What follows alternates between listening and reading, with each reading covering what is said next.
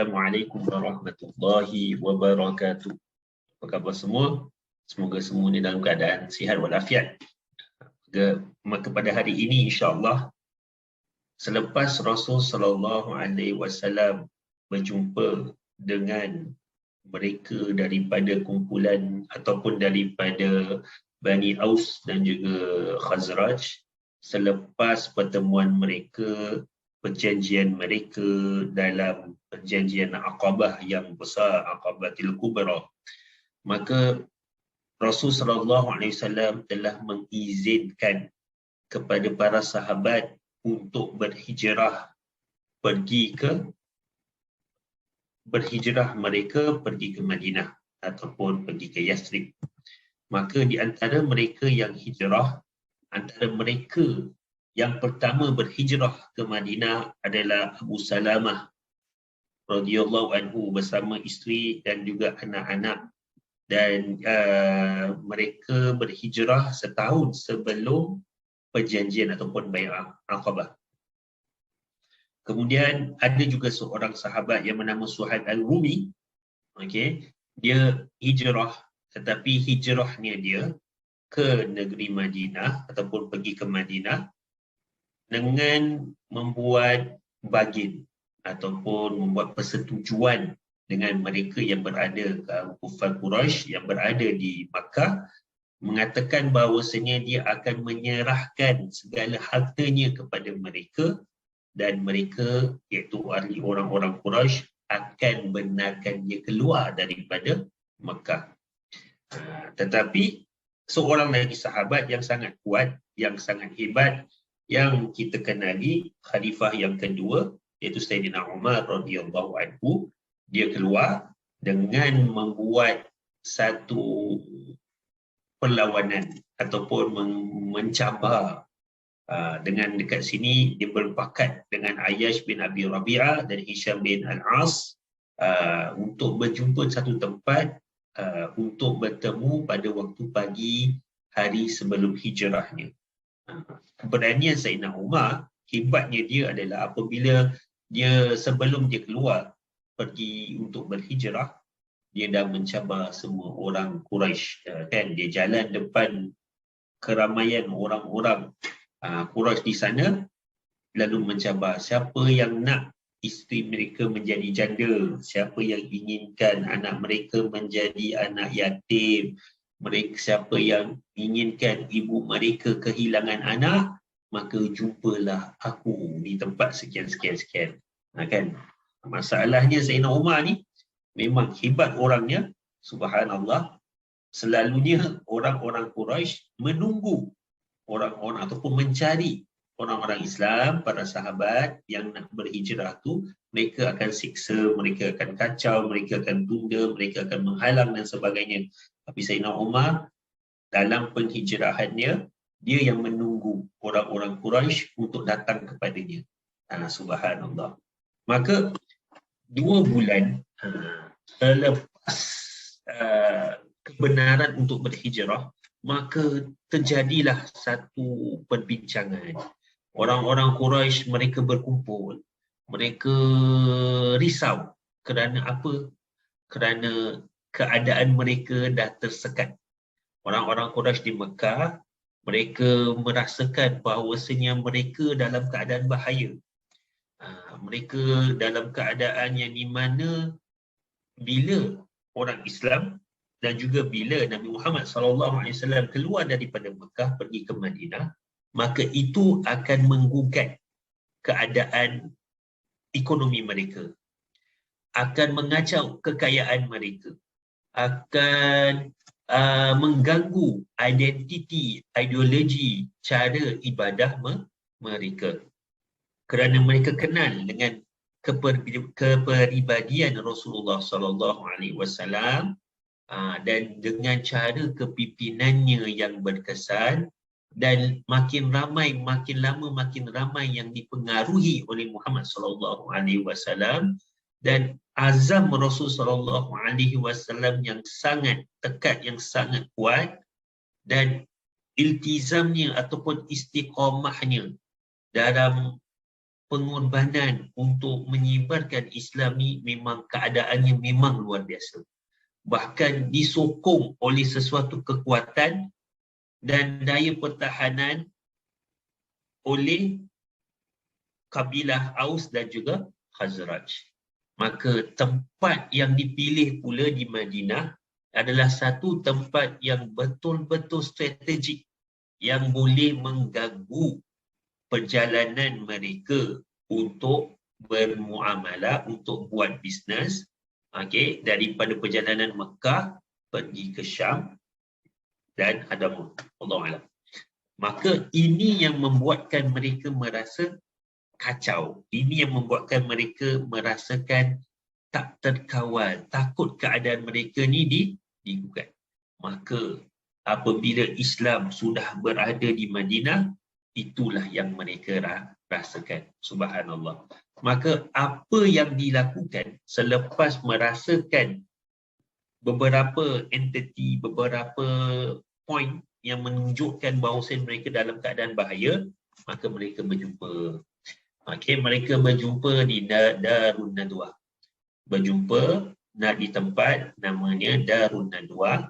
Di situ pada 26 hari bulan Safar, orang-orang Quraisy mereka buat perbincangan. Ada macam sidang parlimen lah kan. Mereka ada mesyuarat tergempar. Kerana 2 bulan setengah selepas berlakunya bai'ah, ramai orang Islam dah keluar daripada Mekah. Yang balance dekat Mekah adalah Rasulullah SAW menunggu perintah daripada Allah Subhanahu Wa Taala. Sayyidina Abu Bakar radhiyallahu anhu dan ketiga Sayyidina Ali radhiyallahu anhu. Dan adalah beberapa orang Islam ataupun beberapa para sahabat yang kena tawan, yang kena tangkap, yang tak dibenarkan keluar. Subhanallah. Maka dekat sini pada hari itu, pada 26 hari bulan Safar ni, setiap kabilah Quraisy ada membawa wakil. Mereka menghantar anggota-anggota mereka ataupun ahli keluarga mereka ataupun ahli kabilah mereka supaya ada buat perbincangan dan ada plan untuk tindak balas, supaya tunjukkan authority tegas supaya Islam ni dihapuskan dengan secepat mungkin. Siapa saja yang membawa dakwah kepada Allah, ajak kepada Islam, mereka harus menghancurkan ataupun mengalahkan. Ini yang mereka inginkan. Maka antara orang-orang yang terkenal di Mekah pada waktu itu datang untuk sidang perbincangan ini. Yang pertama, of all people, Abu Jahal. Kedua, Jubair bin Mut'am, Taimah bin Adi, Haris bin Amir. Mereka mewakili Bani Naufal. Bani Naufal, keluarga Naufal. Ketiga, Syaibah, Utbah, Abu Sufyan. Mereka mewakili Abdul Syams, keluarga Abdul Syams. Keempat, Nadhr bin Haris. Dia mewakili Bani Abdul Dar. Abul Bukhturi, Zam'ah bin Aswad, Hakim bin Hizam. Mereka mewakili keluarga Asad bin Amr Uzzah. Nabiah dan Manbah mewakili Bani Saham. Dan kemudian Umayyah bin Khalaf mewakili keluarga Bani Jum'ah. Maka ini semua nama-nama mereka yang terkenal, mereka yang berada dalam ahli kabinet, orang-orang yang termasyhur, yang ada pangkat di antara orang-orang Quraisy. Dan paling best sekali adalah dalam sidang perbincangan ini, Iblis datang menghadiri majlis itu. Perbincangan, kerana dia pun nak Rasulullah SAW dimusnahkan. Iblis datang dalam pakaian seperti seseorang alim, seseorang syekh, seseorang guru yang mulia, menunjukkan dia sebagai ahli zuhud, orang yang tinggalkan dunia dan sebagainya, diri di depan pintu. Maka mereka pun tanya, siapa gerangan kamu wahai orang tua, wahai syekh? Maka Iblis jawab, aku ni sebenarnya seseorang daripada Najd. Dengar berita ada perjumpaan pada hari ini untuk join, untuk bersama kamu semua untuk bahaskan keadaan dan sebagainya, ataupun untuk memberikan nasihat kepada kamu. Maka mereka pun jawab, okey jom, boleh dipersilakan masuk dan sebagainya. Maka adalah beberapa idea di sini diterangkan, okey, pendapat Abu Al-Aswad, dia memberikan pandangannya, pendapatnya, kita halau saja. Okey, buang sajalah Muhammad ni daripada Mekah, buang negeri, kan? Dan jangan pedulikan dia. Mana dia nak pergi, mana dia nak jatuh, mana dia nak mati dan sebagainya, buat bodoh. Kemudian masyarakat Mekah ni kita ubahkan, kita sihatkan. Kan? Tetapi Iblis mengatakan apa? Tidak. Tak ada idea lain yang baik ke? Tidak ada idea yang lebih baik daripada itu ke? Tak ke kamu nampak Muhammad ni seseorang yang pandai bercakap, kata-katanya manis, kata-katanya baik, boleh mempengaruhi dan menawan hati orang. Kalau kamu lakukan sedemikian kepada Muhammad, maka kamu tidak akan selamat. Kerana dia akan tarik perhatian ramai orang yang akan masuk Islam. Kampung-kampung tu semua akan join Muhammad. Semua orang dekat pendalaman Arab semua. Maka apabila mereka dah mengikuti Muhammad, akhirnya mereka akan datang serang kamu. Ini kalam syaitan, menakutkan mereka. Buhturi pun berkata, okeylah, kita tangkaplah si Muhammad ni. Kita tangkap Muhammad, kita masukkan dalam penjara. Tutup pintu baik-baik dan tak tahu. Jadi kalau seperti mana mereka lakukan dengan orang-orang yang mereka geram, mereka marah dahulu seperti penyanyi dan sebagainya, mereka akhirnya ditangkap dan dibunuh ataupun dibiarkan saja dalam penjara. Maka syaitan mengatakan kepada Buhturi, kan, pendapat tu tak baik, kan? Kenapa? Jika kamu kurung dia, Muhammad ni, maka akhirnya ceritanya akan disampaikan kepada pengikutnya. Dan mereka ingin kamu membebaskannya. Kalau tak, akan berlakunya peperangan. Maka pendapat kamu pun tak boleh pakai.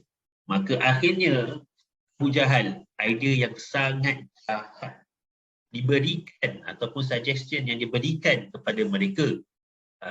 Dalam suggestion ataupun idea dia adalah untuk di mana setiap kabilah kumpulkan orang-orang yang terhebat, terkuat, ataupun boleh dikatakan sebagai assassin.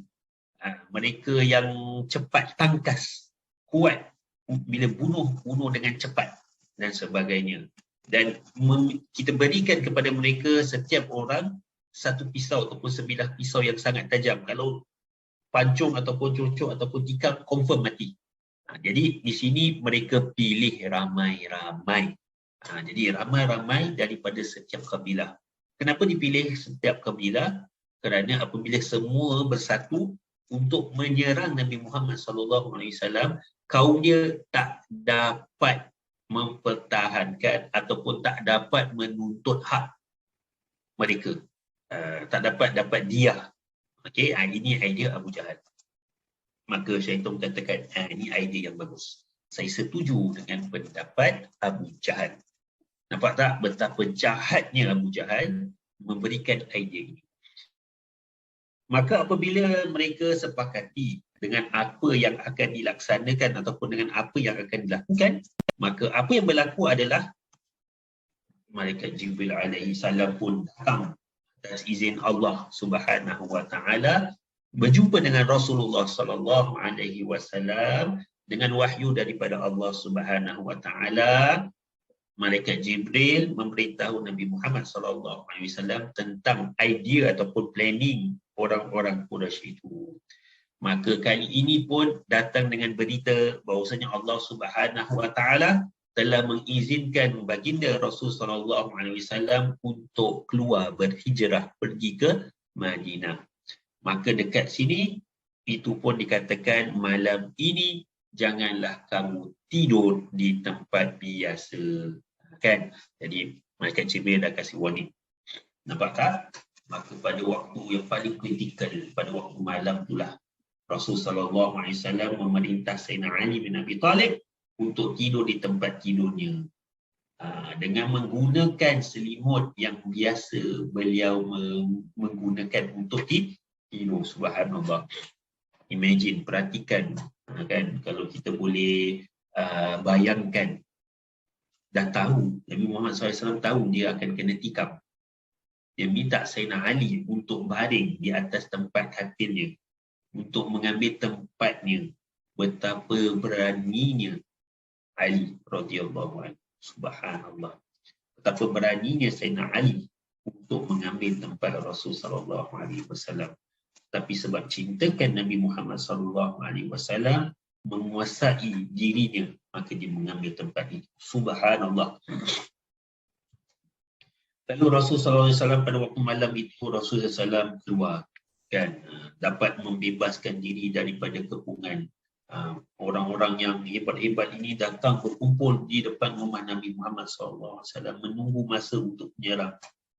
Tetapi pada waktu itu memang subhanallah, seperti mana yang berlaku daripada sirah Rasulullah SAW, cerita sebelum ini, Ummu Jamil ataupun isteri kepada Abu Lahab, tidak nampak Nabi Muhammad SAW secara keseorangan. Maka kali ini mereka yang terpilih untuk membunuh Nabi Muhammad SAW, orang-orang kafir Quraisy ini, tidak nampak Nabi Muhammad SAW di depan mata. Subhanallah. Allah telah menarik penglihatan untuk melihat Nabi Muhammad SAW. Maka Rasulullah SAW sempat mengambil tanah sebanyak 2 genggam tangannya dan meletakkan di atas kepala mereka, ataupun ada yang mengatakan meniup. Membaca waja'alna min baini aydihim sadda wa min khalfihim sadda fa aghshaynahum fa hum la yubsirun. Mereka tidak nampak. Kami adakan di hadapan mereka dinding, ada di belakang mereka dinding, dan kami tutup mata mereka, maksudnya mata mereka tak nampak sehingga mereka tidak dapat melihat. Subhanallah. Maka Rasulullah SAW apabila pada waktu malam itu keluar, terus pergi berjumpa dengan Sayyidina Abu Bakar radhiyallahu anhu. Jadi bila berlaku demikian, bila mereka tengah tunggu untuk membunuh, tunggu dapat signal kan, nak serang dan sebagainya, tiba-tiba ada orang datang. Ada seseorang lelaki ataupun seseorang tak tahu siapa datang pas baik tempat Nabi Muhammad SAW ataupun rumah Nabi Muhammad SAW, lalu berkata kepada mereka, dah kenapa korang buka depan ni? Apa yang korang buat dekat ramai-ramai ni kan? Dekat depan rumah Nabi Muhammad SAW, depan rumah Muhammad. Mereka menjawab, Muhammad, kita nak bunuh Muhammad. Kan kita nak bunuh dia. Maka lelaki ini beritahu, tadi aku nampak Muhammad dah lepas dah, Muhammad dah jalan dah. Nabi Muhammad SAW dah tinggalkan Mekah dah. Maka mereka merasakan marah kerana kali ini pun mereka tertipu dan gagal. Dan mereka mendapati diri atas ataupun kepala mereka, dahi mereka ada debu di atas kepala mereka. Maka mereka katakan, ni memang tak nampak lah. Nampak, perhatikan sedemikian, ramai orang menunggu Nabi Muhammad SAW untuk menyerang, semua tak nampak. Rasa-rasa tak ada rasa perasaan takut ke? Tak ada perasaan seram ke? Subhanallah. Ini adalah mukjizat Nabi Muhammad SAW. Atas izin Allah SWT, Allah membutakan atau tidak nampakkan mereka. Subhanallah. Jadi mereka terus masuk rumah. Mereka dah marah ni. Mereka tak percaya sebab mereka nampak Nabi Muhammad SAW ada seseorang sedang baring. Mereka melihat ada seseorang yang sedang tidur. Mereka rasakan bahawa itu adalah Rasulullah SAW sedang tidur. Lalu mereka nak tikam, tetapi ada seseorang itu buka, dan di sebalik selimut itu terkejut. Mereka ternampak Ali radhiyallahu anhu sedang mengambil tempat Muhammad sallallahu alaihi wasallam. Subhanallah. Kan? Jadi Rasulullah SAW, apa yang berlaku sebenarnya? Rasulullah SAW keluar dengan Sayyidina Abu Bakar. Kan? Jadi bila perjalanan mereka itu, tempat pada waktu itu mereka keluar pada waktu malam ataupun waktu sebelum fajar lah. Yang penting sebelum fajar. Di mana gelap, tak ada orang nampak. Jadi Rasulullah SAW sampai berhijrah, jalan pergi, kita tahu ceritanya, pergi ke Gua Thur. Maka apa yang berlaku dekat Gua Thur untuk rehat, kan? Sayyidina Abu Bakar atas cintanya kepada Rasul sallallahu alaihi wasallam, dia cek setiap tempat yang ada lubang, takut ada binatang yang berbisa ataupun serangga yang berbisa yang boleh menyakiti Rasul sallallahu alaihi wasallam. Maka Sayyidina Abu Bakar mengambil bajunya, ada mengatakan dapatkan kain, okey, untuk tutup lubang-lubang tersebut, kan, dan masukkan dalam lubang supaya serangga ataupun binatang yang boleh yang berbisa keluar dan menyerang mereka. Jadi akibat penat daripada rihlah ataupun daripada hijrah tadi, okey, Sayyidina Abu Bakar membenarkan Rasulullah SAW baring. Kasi Rasulullah SAW orang yang paling important untuk rehat. Maka diberikan ribanya untuk Rasulullah SAW meletakkan kepalanya untuk rehat. Maka dekat situlah berlaku ada dua lubang yang belum ditutup, yang tak cukup kain, yang tak cukup barang untuk menutupi. Maka Sayyidina Abu Bakar meletakkan kakinya dan juga tangannya untuk menutup lubang-lubang tersebut. Ada meriwayatkan ada kalajengking, ada katakan skorpion, ada mengatakan binatang yang berbisa, okey, mematuk Sayyidina Abu Bakar. Sayyidina Abu Bakar tidak bergerak. Kita kalau dekat rumah, kalau kena gigit dengan semut sikit dia ataupun dengan ada benda yang menyakiti, kena gigit sedikit ataupun sakit, kita pekik ataupun kita bergerak. Tetapi atas cintanya terhadap Nabi Muhammad sallallahu alaihi wasallam, Nabi Muhammad sallallahu alaihi wasallam sedang tidur, maka dia tahan, tak nak bergerak. Okey, dirinya tahan sehinggalah air matanya mengalir, terjatuh ke muka Rasul sallallahu alaihi wasallam. Jadi subhanallah, bila dapat tahu bahawasanya dia dalam keadaan kesakitan, Rasul sallallahu alaihi wasallam baca doa dan ludah di tempat yang kena patuk ataupun kena gigit dengan binatang yang berbisa. Maka hilanglah kesakitan yang dialami. Subhanallah. Maka di sini apa yang dilakukan? Mereka tinggal ataupun kekal di gua itu selama 3 malam berturut-turut. Mereka sembunyi, iaitu pada malam Jumaat, Sabtu dan juga Ahad.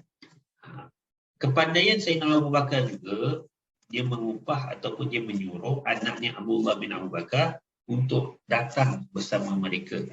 Okey, jadi dekat sini apa yang dilakukan oleh Abdullah bin Abu Bakar?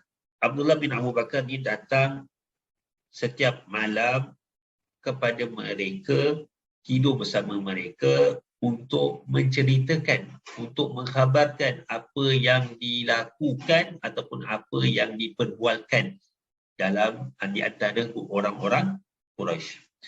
Jadi dekat sini Syekh Abdullah bin Abu Bakar memanglah dia seorang pemuda yang berpengetahuan dan cerdik, pandai.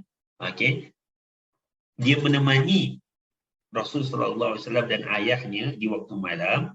Maka hujung malam, ending malam tu, dia keluar daripada bukit ataupun Gua Thur bersama mereka untuk berada bersama dengan orang-orang Quraisy di pagi hari. Supaya apa? Supaya orang tak suspek.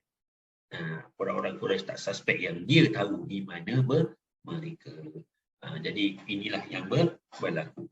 Maka antara orang-orang yang diupah ataupun disiapkan, antaranya adalah Amir bin Fahirah. Okey, Amir bin Fahirah ni apa? Dia adalah hamba Abu Bakar radhiyallahu anhu ataupun orang suruhan Abu Bakar radhiyallahu anhu. Kerja dia memelihara kambing. Jadi apa dia buat? Dia peternak kambing, dia bawa kambingnya keluar dan sebagainya, shepherd.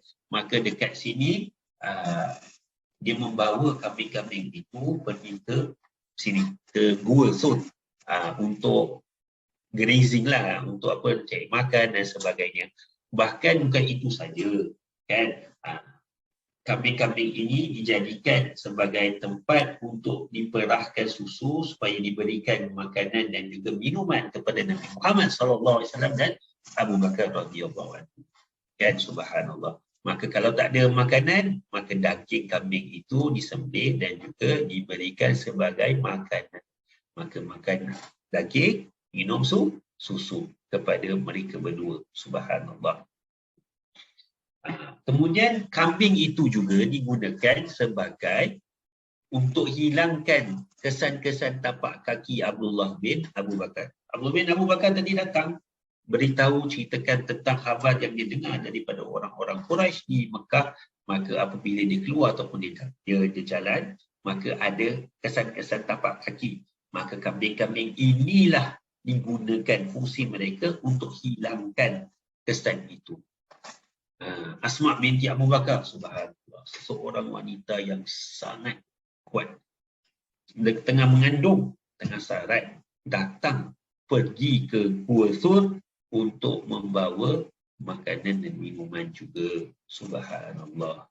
Apa yang berlaku di antara di sana di Mekah pula, Asma binti Abu Bakar, ceritanya yang diriwayatkan dalam kitab Rahimul Maktum, orang-orang Quraisy besar semua marah. Mana Muhammad? Mana Abu Bakar? Mereka tanya. Maka siapa yang ditanya? Yang disoal? Sayyidina Ali dan juga Asma binti Abu Bakar. Mereka diseksa. Asma, Abu Jahal sepak dia. Kan? Abu Jahal sepak Asma binti Abu Bakar. Kuat sepakan dia ataupun kuat dia kena sepak, mengakibatkan anting-anting terpelanting. Anting-anting yang digunakan, yang dipakai oleh Asma jatuh. Subhanallah. Ali bin Abi Thalib pun sama. Kan? Dipanggil, maka dipukul. Kena interrogate. Mana Muhammad? Mana Muhammad? Dia tidak tahu, dia tak beritahu pun pergi mana dan sebagainya. Maka dia pun disiksa buat sementara. Subhanallah. Tapi kepandaian Abu Bakar juga dalam mempersiapkan rihlah ataupun perjalanan mereka daripada Mekah ke Madinah juga mengupah Abdullah bin Uraifat. Seseorang yang memang tenang dan mahir tentang jalan-jalan di padang pasir.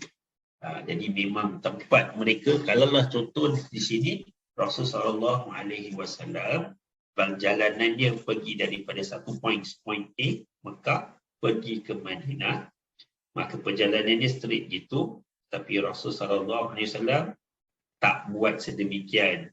Kerana perjalanan itu secara nampak formal ataupun memang diketahui ramai, maka mereka akan cari. Tetapi Rasulullah SAW dengan kepandaian mungkin Abu Bakar radhiyallahu anhu memilih Abdullah bin Uraifat, digunakan ada diversion. Subhanallah. Betapa dekatnya, dan akhirnya Quraisy pun dapat menjejak ataupun sampai ke Gua Thur, tetapi subhanallah, mukjizat Rasul sallallahu alaihi wasallam, kalau mereka terlalu dekat sehingga kan kalau mereka tunduk mereka boleh nampak Muhammad sallallahu alaihi wasallam, tapi tidak dilakukan kerana mereka tak nampak kesan terus. Subhanallah. Dan insya-Allah esok kita akan sambung di mana Rasul sallallahu alaihi wasallam sampai ke Kuba, kemudian sampai ke Madinah, dan bagaimana Madinah di Madinah itu mereka menyambut Nabi Muhammad sallallahu alaihi wasallam. Maka pada hari ini kita dah selesai dengan fasa pertama, iaitu fasa di mana Rasul sallallahu alaihi wasallam berada di Mekah. Kan, cerita tentang Rasul sallallahu alaihi wasallam sebelum menjadi rasul. Maka minggu ini kita ceritakan tentang perjalanan Rasul sallallahu alaihi wasallam dalam dakwahnya yang asalnya secara senyap-senyap, kemudian secara terang benderang, dan fasa dakwah kepada orang yang berada di luar Mekah. Maka esok insya-Allah kita akan masuk fasa baru, iaitu fasa di mana Rasul sallallahu alaihi wasallam berada di Madinah. Insya-Allah, bismillah, kita jumpa esok insya-Allah. Assalamualaikum warahmatullahi wabarakatuh.